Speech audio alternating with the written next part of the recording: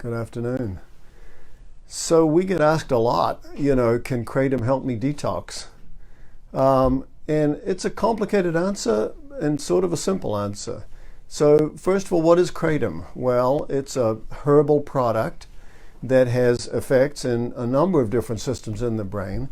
And the one of interest to us is that it does attach to the opioid receptors and turn those on. So in many ways, one of its functions is to be just like every other opioid. So in some ways, unfortunately, Kratom is basically like heroin or fentanyl or methadone or Suboxone. It's turning on those opioid receptors. And because of that, it's addictive. Because of that, once you're on it, there's a withdrawal to come off of that.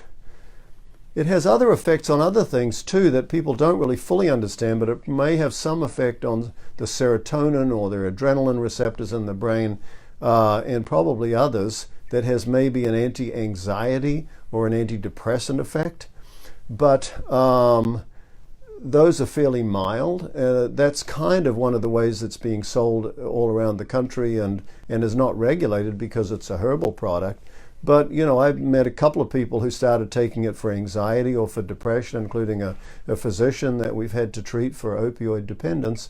And they get sucked into taking it for that reason, only to find that it's also turning on those endorphin or opioid receptors, and then they're getting physically dependent.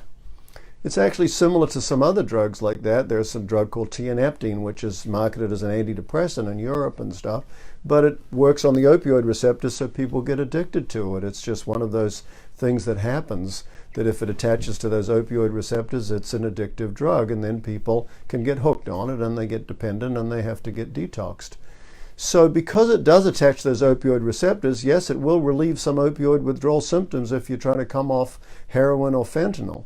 The problem is that if people are on a high dose of those drugs and you take enough Kratom to really mask those symptoms, then you're just taking another opioid and then you're addicted to that one. So we've had to detox a lot of people off Kratom, and it's not an easy detox.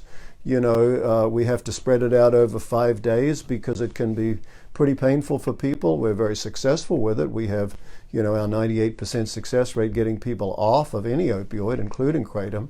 But people often have a rough time with it, and they have some post-acute withdrawal with some depression and anxiety afterwards. But they do well. So the bottom line is it may relieve your symptoms, but you're just really trading one thing for another. And it can just be a real problem if you do take it in order to try to detox. The best is to just, go to a regular detox and get off medication, or if Suboxone or Methadone are the best treatment for you, get on one of those medication-assisted treatments. We specialize in Naltrexone as our preferred medication-assisted treatment because we find most people want to be off drugs and on Naltrexone and so have a drug-free recovery. So hopefully that information is helpful.